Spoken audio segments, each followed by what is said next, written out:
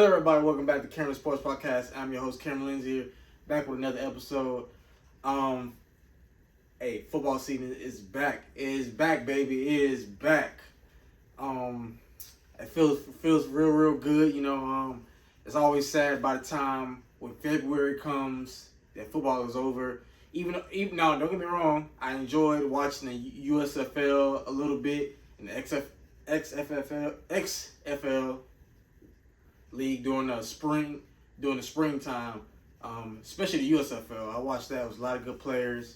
Shout out to the Birmingham Stallions winning back-to-back championships. But it's back. High school football just got started up. NFL season is approaching, and now college football has started with week 0 last week. Week 1 this week, starting Thursday, with a couple games like Florida at Utah. And I think Nebraska and Minnesota, but also pretty much starts this Saturday. But I'm in here to get my predictions on week 1. I'm trying to do this every week for college football and NFL. Each week, get my predictions and talk about the previous week that I covered, and throughout the season, and give my predictions on matchups and players or coaches. Every week I'm gonna try to give y'all an episode during this football season, so don't worry, I got y'all. Even for the people that don't know too much about football, that's what I'm for. I got you. I promise you, I got you. So yeah, we're gonna be getting to it. There's some real good matchups, especially for week 1. I'm getting to that, but let's start with some news and talk about week 0. Now, I did get my predictions for the Power 5 conferences. I got Georgia winning the SEC. I think even with a new starting quarterback like Carson Beck, I still think they're gonna win. They got a good running back room. They got a real good defense, even though they did lose some players like Jalen Carter, Nolan Smith, and they also lost. Of course they lost Kobe Dean the year before. They lost the corners, but I think they'll be okay, especially with Mikael Williams, the sophomore pass rusher out of Columbus, Georgia. I think he's going to have a real breakout year as a sophomore. He had a real good freshman year. Now he's a baller. I think arguably he could be their best pass rusher this season for Georgia. Big Ten, I had to go with Michigan because even though Ohio State just named their starting quarterback, and I'm gonna get into that who they decided to go with.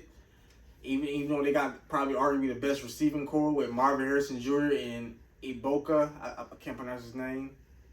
Marvin Harrison Jr. is the best receiver in the country, but Ohio State got some questions on their defense. I don't know how their defense is going to look. I watched the spring game. I'm like, it's not like in the past where they had like Joey Bosa, Nick Bosa, Denzel Ward, Chase Young. Who else? Marshawn Lattimore, so it's not the same. I don't really see a player on the Ohio State defense yet that flashes to me yet. Like I said yet. So I had to go with Michigan because you got J.J. McCarthy, who's coming back. He's a pretty good quarterback. You got Blake Corum, who's arguably the best running back in the country, with his also his teammate. I forgot his name, but they're arguably the best running back tandem in the country.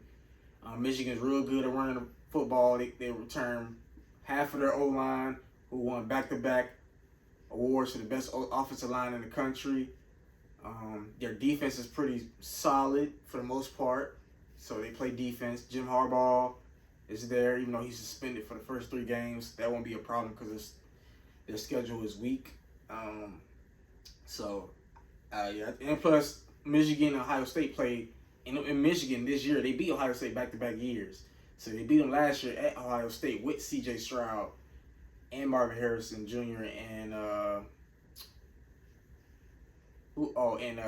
Jackson. Well, I don't think Jackson Smith-Njigba didn't play. But they beat Ohio State at Ohio State last year, and I trust Michigan more, just a little bit more, to win the Big Ten. So I'm going with Michigan. The Big 12, even though I'm a West Virginia fan because I did go to school there for a year.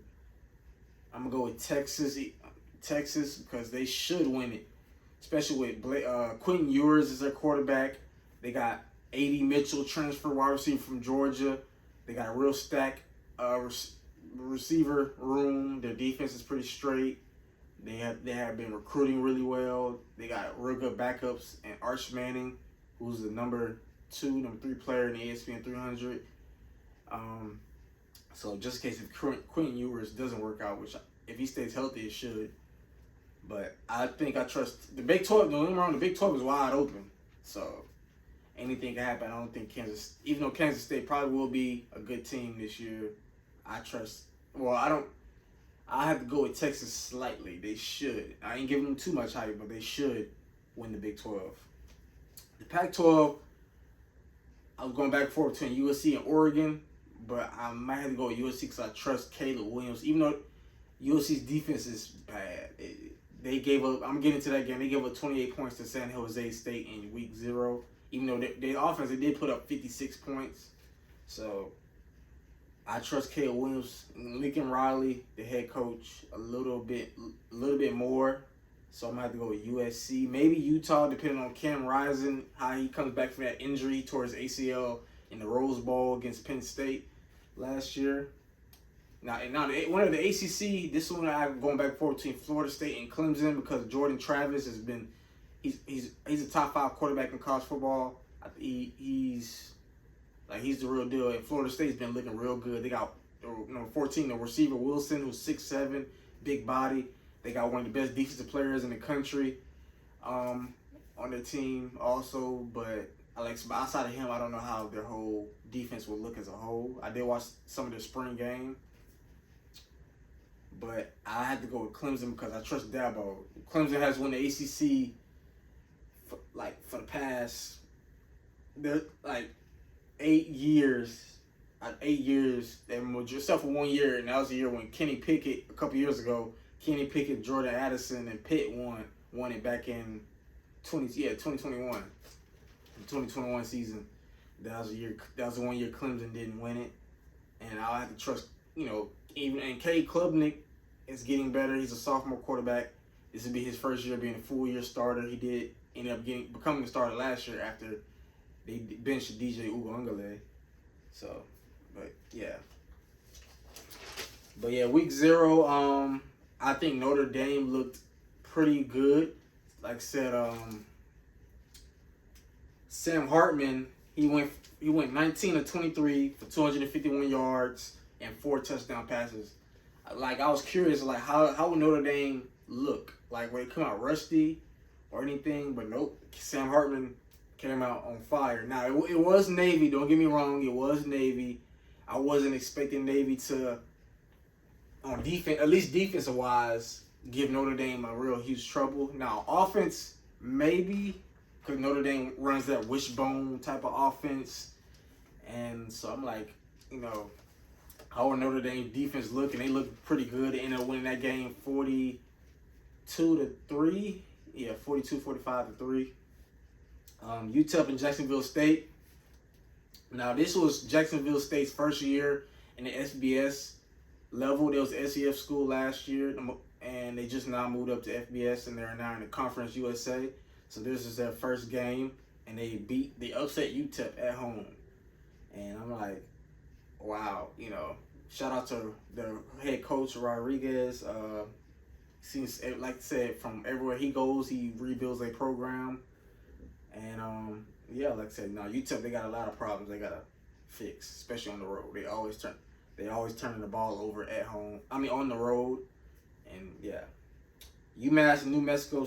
I was right about Jacksonville State. I was wrong about UMass and New Mexico State. I had picked New Mexico State. This is New Mexico State's first game in the Conference USA as well. No, this was not a conference matchup, but because UMass is an independent school, and UMass ended up winning this game. Ohio and San Diego State. I was right about that. San Diego State won that game. Hawaii and Vanderbilt. Now, this was a close game. Vanderbilt ended up winning 35-28, which I figured it was going to be a close game. I was this close to picking Hawaii because Vanderbilt, I don't know. As far as other sports like baseball, they do belong in the SEC, but their football program, I think ever since James Franklin left, even before that, Vanderbilt has never really been good in the SEC as far as football. Um, but they won. San Jose State and USC. Now, like I said again, USC looked good on offense, especially Caleb Williams. He threw 4 touchdown passes. He went 18 of 25 for 278 yards. So the reigning Heisman Trophy winner looked amazing. His first game of the season went off to a real good start to potentially win back-to-back Heisman trophies. Now their defense, watching the game and the highlights, I don't know. It's like, I don't know, like Lincoln Riley, like you gotta recruit defense. Like I understand, like defense helps wins championships. Yes, you need to take the offensive score, but you shouldn't be giving. I'm not saying San Jose State or bums, but you can't let them score 28 points like that, especially at home when you're playing at home. Next up, FIU and Louisiana Tech. I picked Louisiana Tech. Tech ended up winning that game, so I was right about that. But yeah, I think week 0 was pretty straight. No complaints right there. Like I said, Caleb Williams and both Sam Hartman looked amazing. So, hey. But now time for week 1 officially for the college football season of 2023. Are you excited? Let's get into it. Now, here's some announcements.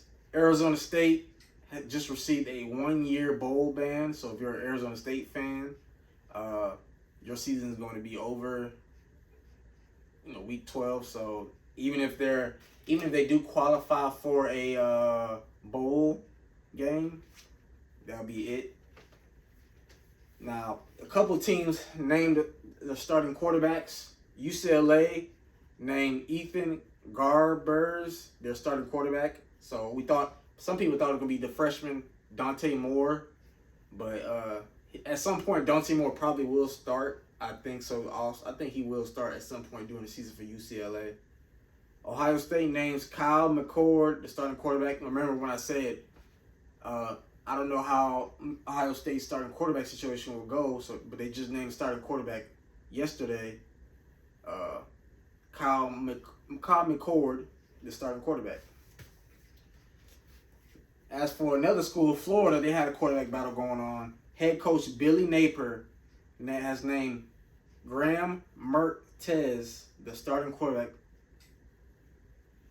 Transfer quarterback out of Michigan State, Peyton Thorne, was named Auburn's starting quarterback. So Hugh Freeze named him the starting quarterback. Like I said, I seen Peyton Thorne play a little. I seen him play a couple years ago. In the Peach Bowl. So he seems like a decent good quarterback. He's a transfer from Michigan State. And like I said, as far as Georgia, again, I said Carson Beck has been named the starting quarterback. It'll be interesting to see how he does. Watching the spring game, he played very, very well. It's going to be a little challenge to see how he does replacing Stetson Bennett. Not saying Stetson Bennett was the best quarterback in the world, but he did prove some people wrong. He did win back-to-back national championships. So it's going to be pressure on Carson Beck to fulfill those shoes of Stetson Bennett to lead Georgia to back-to-back national championships. I don't think he has to do a whole lot. Just don't turn the ball over. Like I said, as long as they have a strong run game and their defense plays good, he's going to be fine. Arizona State, speaking again of Arizona State, they named true freshman quarterback Jaden Rashad the starting quarterback. Now, Jaden Rashad is a 4 or 5-star quarterback out of in the 2023 class in the ESPN 300. He was originally committed and signed to Florida, but he got out his national letter of intent because I think some situation dealing with his NIL money. So I think he got out of that letter and ended up committing and signing with Arizona State, and he has been named the starting quarterback for the Sun Devils. Oregon State named Clemson transfer DJ Uiagalelei the starting quarterback. Now he's, like I said again, he's a transfer from Clemson. He had a pretty rough year last year. Oregon State is a pretty good team. They had a real good year last year. Like I said, I expect them to be competitive. DJ may not be a real good quarterback, but he's a decent good quarterback. Like he's pretty decent. So I think that's a pretty good fit for him and Oregon State. But we got some bad news for Georgia. Their running back Brayson Robinson, sophomore running back, ruptured his pectoral tendon, and he'll be out for the season. So that does help. That does hurt Georgia and the running back depth right there. I watched him a little bit in that national championship game against TCU. Seems like a pretty good player. Like I said, I hate to see it, with any football player, getting hurt, missing the whole year, because you wish you was out there with your teammates, on the field, practicing and playing. So I know that got hurt for him and for the team, but I think they should be fine with the type of depth they got. Again, speaking of Sam Hartman for Notre Dame, he played very well. Again, 19 of 23, 251 yards, 4 touchdowns. He passed Aaron Murray for the most passing yards of all time with 13,166 yards. He also passed Colt McCoy. He passed Derek Carr and Danny Wafer for the most touchdown passes in a career with over 114 touchdown passes. Also, another standout player for Week 0, USC true freshman wide receiver and kick returner, Zachary Branch. He had 232 all-purpose yards, 1 receiving touchdown, and 1 kick return touchdown. Zachary Branch was the number 2 rated receiver in the ESPN 300 class of 2023. He's out of Bishop Gorman High School in the state of Las Vegas, Nevada. Like I said, very explosive. Some are giving him Tyreek Hill comparisons. I ain't gonna go there yet. I want to see a little bit more. I ain't gonna go there yet, but he's very explosive. I was watching college football on YouTube earlier today before I recording this episode. And I was like, they said he outside of Caleb Williams, he might be the best player on USC's team. I said he just might. He probably just might. But I'm gonna give it a couple games to see, but he did look very explosive, especially on that kickoff return. He started off slow. He was walking and he just took off like he went 0 to 100 and took all the way to the house. But now let's get into some Week 1 games. I got some tough predictions here, and but yeah, I'm here to give my predictions. Now, starting off with Week 1, we got Thursday game, 8 o'clock, Florida at Utah. Now, last year, this was a really good game between Utah and Florida. It was at Florida. You had Anthony Richardson, and you also had Cam Rising. Now, Anthony Richardson is not there. Again, Florida named their starting quarterback Graham Mertez. So he'll be the starting quarterback, not Anthony Richardson. Now, Utah is a tough place to play. Like I said, it's hostile. Like I said, Utah has won the Pac-12 back-to-back years. They got some returning players. They did lose one of their tight ends. Cam Rising did tear his ACL, and there's reports that he may not play, or he probably, if he does play, he probably not gonna be 100%.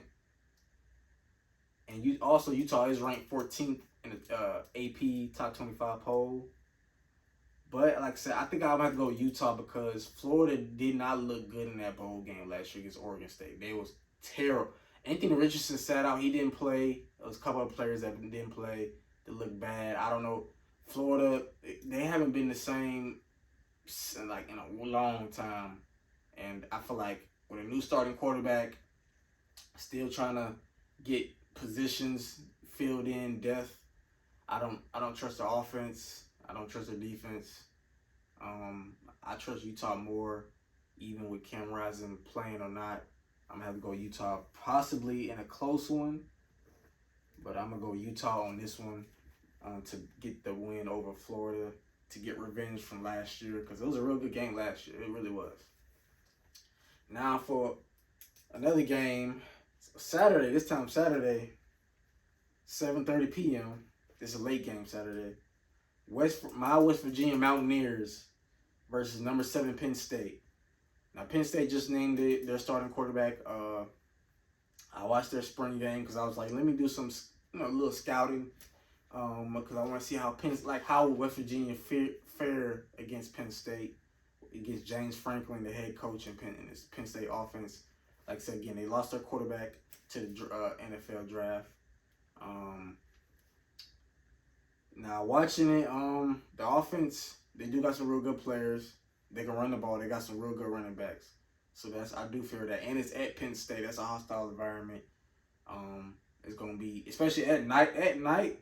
Or if it's an all white out, it's over. And plus West Virginia, we got a lot of questions, especially at quarterback. It's a quarterback battle between Nico Markiel, a redshirt freshman, and a junior quarterback, Garrett Green, redshirt junior Garrett Green. Now, Garrett Green didn't start the whole year last year. He got in. Both Nico and him both played some last year. My opinion, I think Nico should be the future. He's a 4-star quarterback in the 2022 class in the ESPN 300. Garrett Green's he can run the ball. He's pretty explosive. Now, to be honest, I think he will. I probably feel like if he was going to the NFL, I think he should go be a slot receiver. Like me personally, I just don't completely trust him as a quarterback. I've seen a little bit can he do a longevity, a long period of time, not just a couple games. Can he be consistent in passing the ball? And even though I trust our running game with CJ Donaldson, the sophomore quarterback who was originally recruited as a tight end last year. He looked amazing before he got hurt and was out for the rest of the year. I'm glad he's back. I'm glad he didn't transfer. I think arguably he's our best offensive player. Like I said, they need to run the ball to have a chance in this game. They got to stop Penn State's running game. If not, it's going to be a long night. But I'm going to have to go with Penn State. Part of me was going back and forth. I was like, I was going to say, forget it. I'm going West Virginia. But I'm not just some casual fan, and just because I'm going to just pick, I actually look at these games and I see, do I like our chances? How is the offense looking? Neil Brown hasn't yet to name a starting quarterback, even though he did say he personally knows, he just hasn't announced it. And I feel like he's not going to announce it probably either till a day before the game or the day of the game. So I'm going to go Penn State in a close one. I think West Virginia probably will fight. Now, if West Virginia wins, would it shock me? A little bit. But I'm going to go in a close one. I'm going to have to say Penn State wins.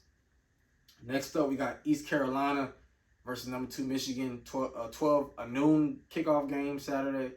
I'm not even going to waste no time with this one. I'm going Michigan. Even with Jim Harbaugh suspended, Michigan suspended him for 3 games.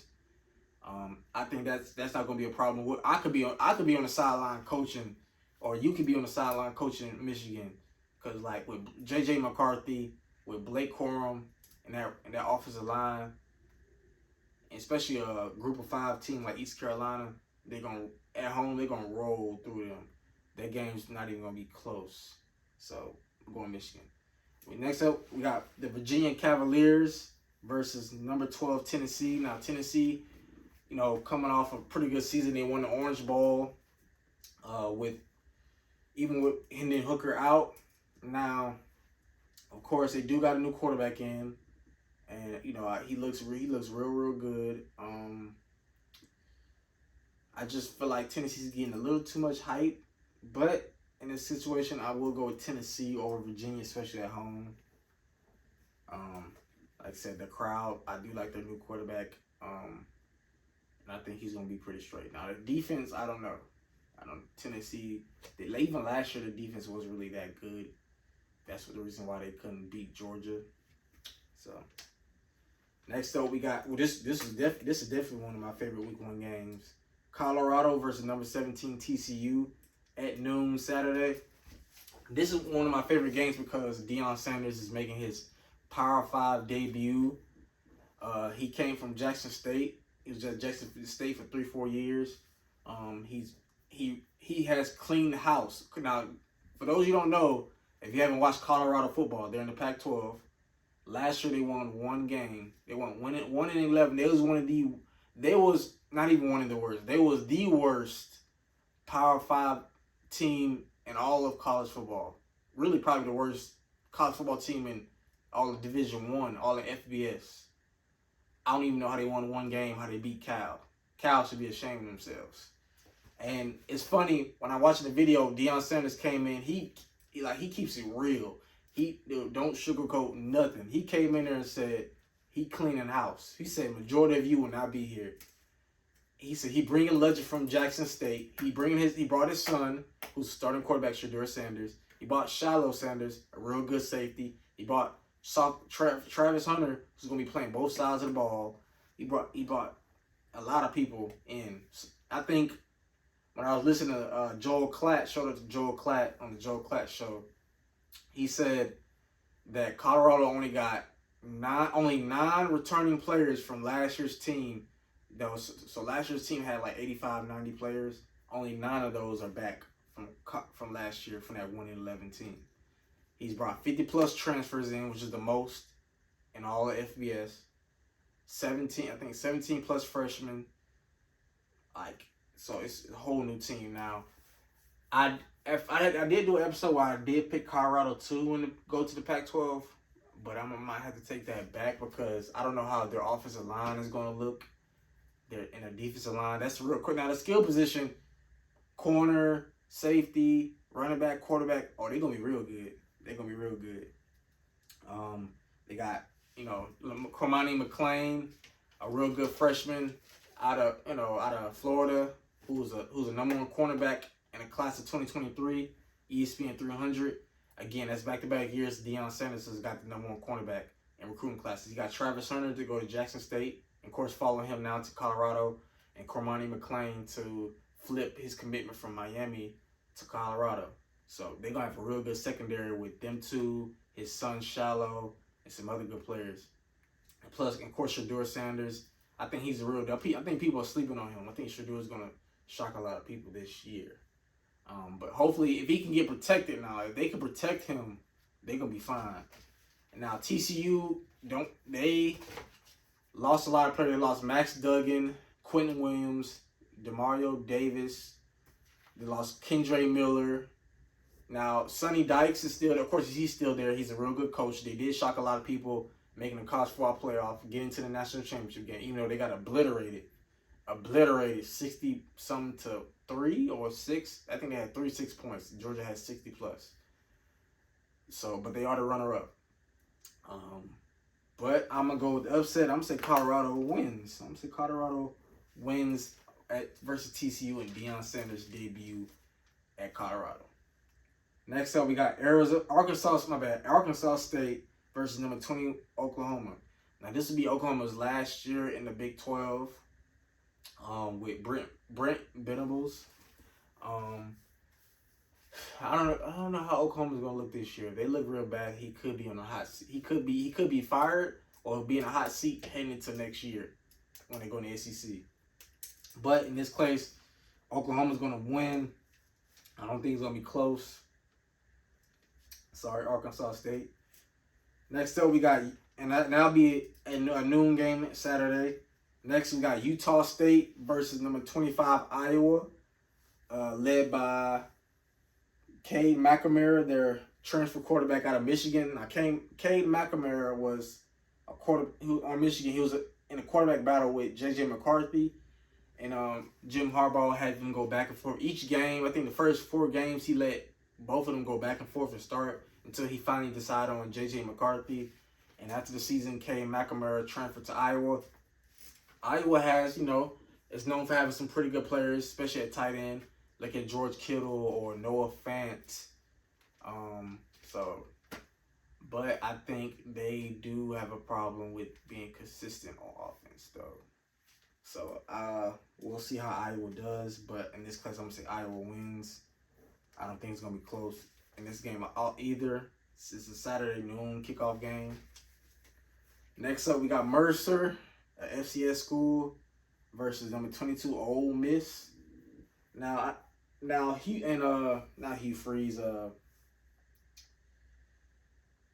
Their head coach has not named a starting quarterback yet, but I think in this case, whoever starts, I think they're going to handle Mercer. It's not going to be close. Ole Miss is going to win this game by well over like 20 points, I think. This will be 2 o'clock game Saturday. Next up, we got Portland State versus number 15 Oregon. Saturday, 3 o'clock. Of course, Oregon, I think they're going to look pretty good. You got Bo Nix coming back, Dan Lanning, and you got some pretty good players, transfer players coming in. It's a pretty good freshman. I think Oregon is going to look explosive. You got the running back returning, Bucky Irvin. They're starting running back, so I think they're going to look pretty good. They're going to run the ball well, and Bo Nix is going to get off to a pretty good possibly Heisman campaign against Portland State. So, because come on, it's not going to be close. Next up, we got number 3, Ohio State on the road against Indiana. Now, this one's going to be pretty interesting because, again, Ohio State got a new quarterback in Kyle McCord, and they'll be playing on the road at Indiana.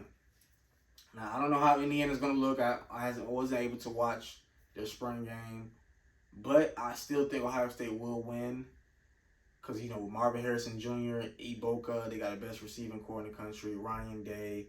I think they'll be ready, and they should win this game. I'm going Ohio State over Indiana.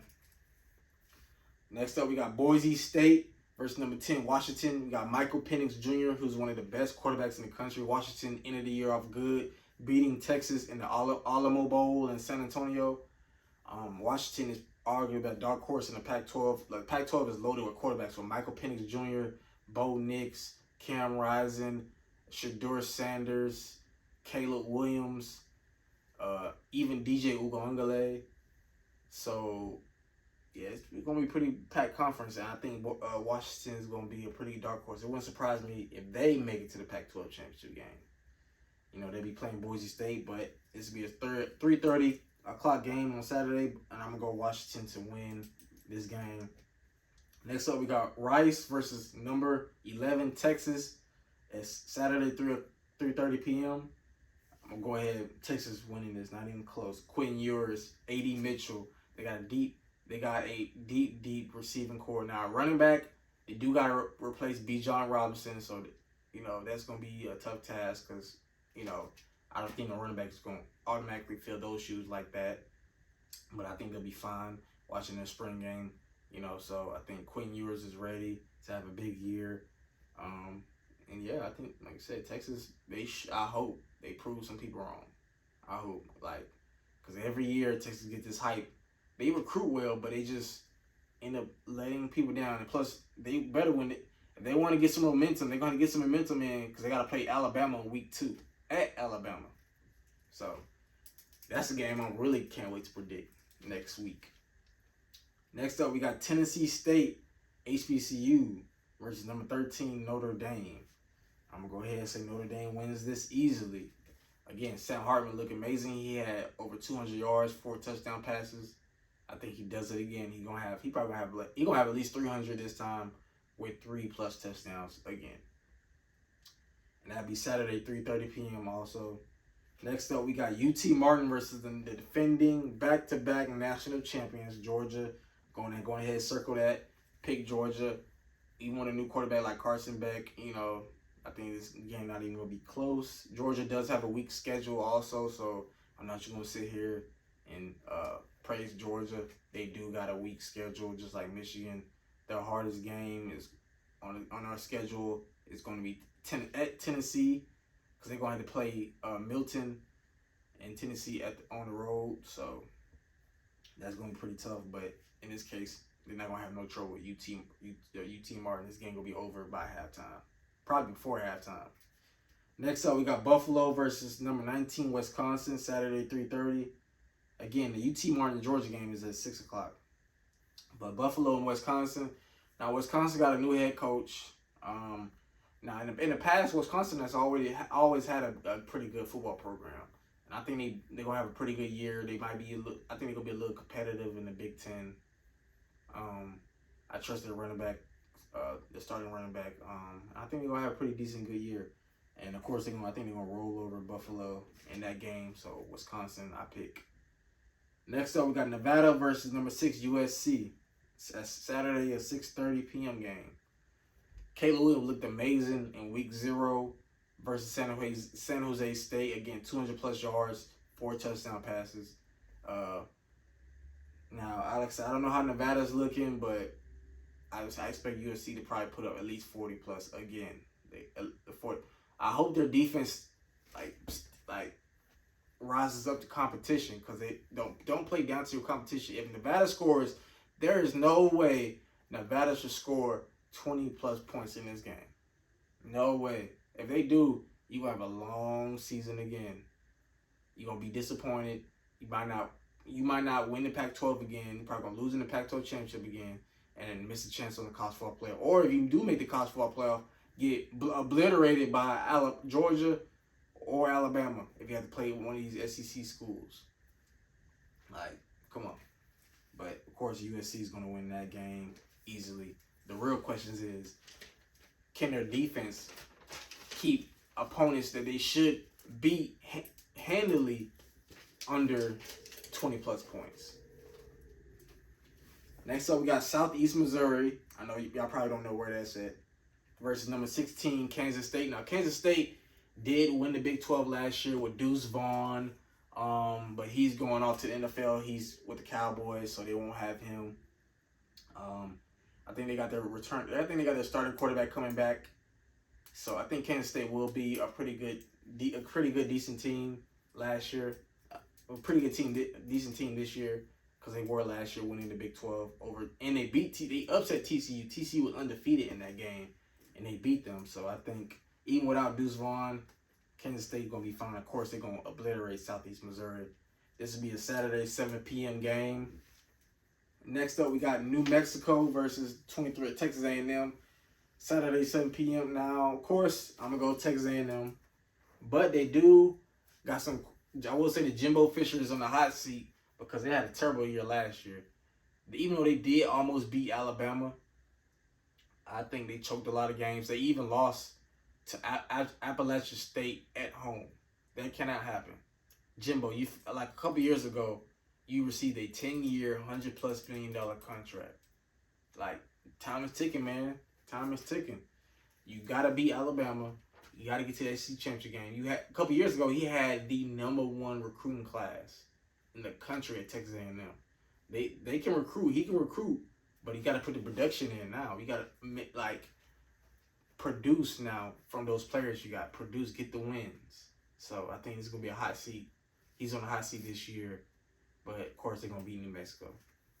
Next up, we got Middle Tennessee versus #4 Alabama. Saturday, 7:30 p.m. Of course, I'm gonna pick Alabama. Now, even though Alabama has yet to name a starting quarterback, as a matter of fact, Nick Saban, I saw a video the other day, Nick Saban has yet to put out a depth chart because he don't want players thinking they're a backup. So he's probably not going to put out a depth chart literally until the game day, the day of the game. Got a quarterback competition between Miro, Tyler Buckner, transfer out of Notre Dame, and another player. I forgot his name, sorry. But that's how bad it is. Their quarterback, I got a couple friends that are Alabama fans, and no, this is not hating on Alabama. But watching that spring game, they were terrible. Terrible. I don't think not one player separated themselves in that spring game. Their defense looked good. They had a couple freshmen that looked good. And of course, Kool-Aid McKinstry looked amazing. I think arguably he's their best player. Him and Dallas Turner are their best players on the whole roster at Alabama.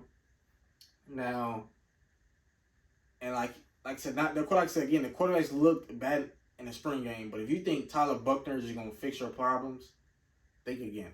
Watching him, and I watched Notre Dame spring game, and I was looking like, this is what Alabama hope to be their savior.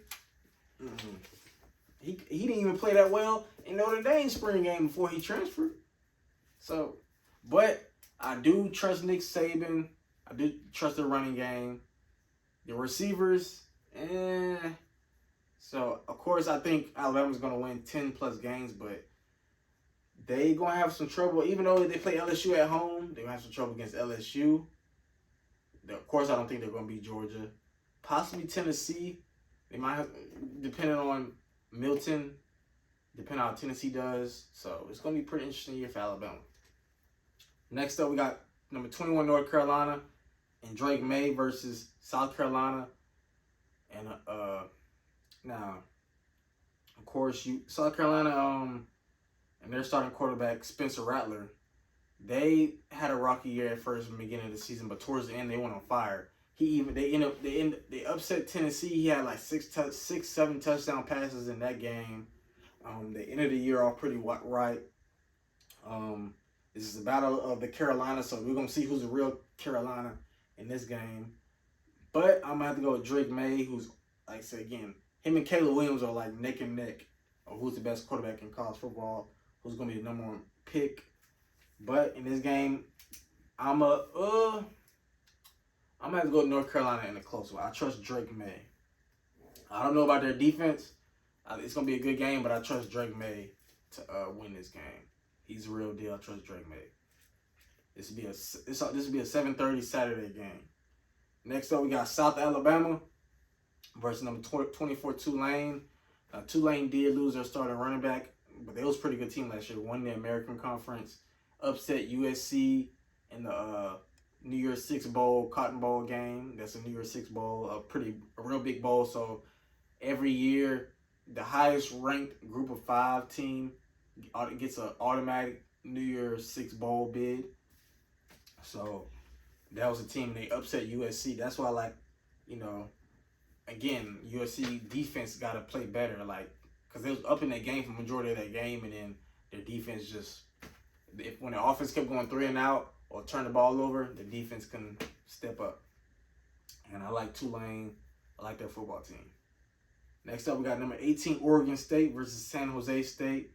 So this would be DJ Ungale's debut as a starting quarterback for Oregon State. He's a transfer out of Clemson. San Jose State, not a bad team. They did put up 28 points on USC's defense. But I think Oregon State got a better defense than USC. This might be a little close game maybe, but I'm going to go with Oregon State on the road against San Jose State. I think they handle business. Now, this last game here is my favorite in week 1. I've been going back and forth on this game for weeks. We even shout out to one of my friends on Facebook, Brandon Lattimore. I'm going to tell him my pick soon after I'm done recording. But I had to go with, again, I'm going to tell you the game, my bad. Number 5 LSU versus number 8 Florida State. So this is a top 10 AP matchup. Again, it was a real good game last year. LSU lost because they missed an extra point. So they lost. Florida State won by 1 point. Now, of course, you got 2 really good quarterbacks, Jaden Daniels and Jordan Travis, so both top 10 quarterbacks in college football. I've been going back and forth, but I'm going to have to go with LSU in a close one. I think with Brian Kelly's second year, I trust LSU's defense more. They got more talent over there. I trust Jaden Daniels a little bit more. Even though I respect Jordan Travis. I think he's going to have a good game. I just don't know how the rest of Florida State's team would do, how their defense will look. They got a first-round pick on their defense, a player on their defense. But how will everybody else look? This is not at Florida State. This is a neutral site game. So, but it's gonna be a real good game. And like I said, I'm gonna have to go with LSU in a close one. I'm gonna say it's probably gonna be like 7 points, maybe I'd say 27 to 24. I'm going 27-24. LSU over Florida State. It's gonna be a pretty good game. But I'm gonna have to go with this. Now this game is gonna impact. Like I said, again, shout out to Joel Klatt. Watching his podcast on YouTube, he said this game is going to impact the college football playoff because if let's say LSU wins the SEC West, but losing the SEC championship game, but let's say Florida State goes on to win the ACC, even though I picked Clemson, if they win the ACC, they can make an argument like, okay, does LSU deserve to be in? Even though even though they didn't win the SEC, let's say they're a 1-loss team, and they beat the ACC champion Florida State, or if Florida State beat LSU and LSU goes on to win the ACC and they lose in a close game, like just because like here's the thing, college football, especially at least next year it goes to 12 teams. It'll be a 12-team format. Right now this is last year the 14 format. So, and I can't wait for that 12 team. It's gonna be real good. You're gonna have home playoff games. So like let's say Alabama, obviously gonna get to host a playoff game they get in. So, but like I said, it's gonna be a real good game now. Like I said, it's gonna impact. Like I said again, if Florida State loses, whoever loses this game, they'll be fine as long as they handle business going forward. Now Florida State has it real hard because they got LSU and Clemson within the first 4 weeks of their schedule. So if they lose this game, they're gonna have to beat Clemson. And then if they do beat Clemson, can they beat Clemson again? Because I think Clemson is going to make it to the ACC championship. No, there's no more divisions in the ACC. The top 2 teams in the conference make the ACC championship game automatically. So it's going to be pretty good. But I'm going to have to go LSU. But, I'm really excited for week 1. I'm excited, period, for college football. Like I said, I know a lot of people are excited, especially some Alabama fans, Georgia fans. Because I live down here in Columbus, Georgia, and Phoenix City, Alabama. I live pretty much on the borderline. But yeah, like I said, I think there's a lot of good games. Like I said, LSU, Florida State. You also got Utah and Florida intrigues me a little bit. No, not Utah, Florida. Colorado and TCU intrigues me because that's Deion Sanders' debut. I really want to see how Colorado does with this new team. I want to see how Deion Sanders does as his first year as a Power 5 head coach. I want to see how Shedeur does. I want to see Travis Hunter, who's a preseason All-American, Cormani McClain. I want to see Shallow. I can't wait to see how this team looks on the road against TCU. And a lot of people are doubting them, saying, I see a lot of casual fans on Instagram talking about, Colorado's going to win only 2 games. Like, if Colorado wins 6 games, that's a huge upgrade from last year. I give Deion Sanders at least by year 2, they're going to be a serious playoff contender. Year 2 or 3, they're going to be a serious playoff contender. Of course, Colorado's going to be heading to the Big 12 next year. So this possibly going to be the last year of the Pac-12 because Colorado's leaving for the Big 12. Arizona's leaving for the Big 12. Arizona State's leaving for the Big 12. Utah's leaving for the Big 12. Oregon's leaving for the Big 10. And Washington leaving for the Big 10. And, of course, you only got Stanford, Cal, Oregon State left. See, Stanford, Cal, Oregon State, and Washington State left in the Pac-12. But they're in talks. Most of them schools are in talk with the ACC to potentially join the ACC. So it's most likely probably going to be last year of the Pac-12. It's sad to see it go, but it is what it is. Got to adapt. I got to adapt as a journalist. We got to adapt as fans. Hate to see that historic conference go. But, hey, schools, they like to get money, TV deals. They want to, earn more money. And so, hey, it is what it is. But it's going to be a real exciting college football season. I got a little bets, I got a little pride on the line for West Virginia because one of my friends think West Virginia is not going to have a winning season or win a bowl game. So I got a little wager on that, a friendly wager. And I think Georgia repeat as national champions. No, but I think they'll make the college football playoff. I think they'll make it, but I don't think they're going to repeat as it. Like I said, let me know in the comments who you got repeating. Now later in the year, I will give my predictions of who I think will be in the college football playoff and who I think will win it. I just want to take time. It's only week 1. I want to scout. I want to watch the games. I want to see who impresses me. I want to see who worries me or who looks good. Like I said, my 2 main games I'm going to be paying attention to is Colorado versus TCU, West Virginia at Penn, or 3 games, West Virginia at Penn State, and LSU and Florida State. those 3 games week 1 is going to really treat me. Then next week, one of the main games is going to be Texas at Alabama. So let me know what y'all think about that. Again, got NFL coming up in about a week. So it's going to start off with the Lions at Kansas City. Boo, Chiefs, because I'm a Chargers fan. But I'm going to make my predictions week 1 in NFL season coming up. Let me know what y'all think. Who y'all got winning? Why do you got winning? You know what I'm saying? Don't be afraid to speak up. I want to interact with y'all. I want to hear y'all opinion, whether I'm right or wrong. Like I said, I just, for week 0, I admit it.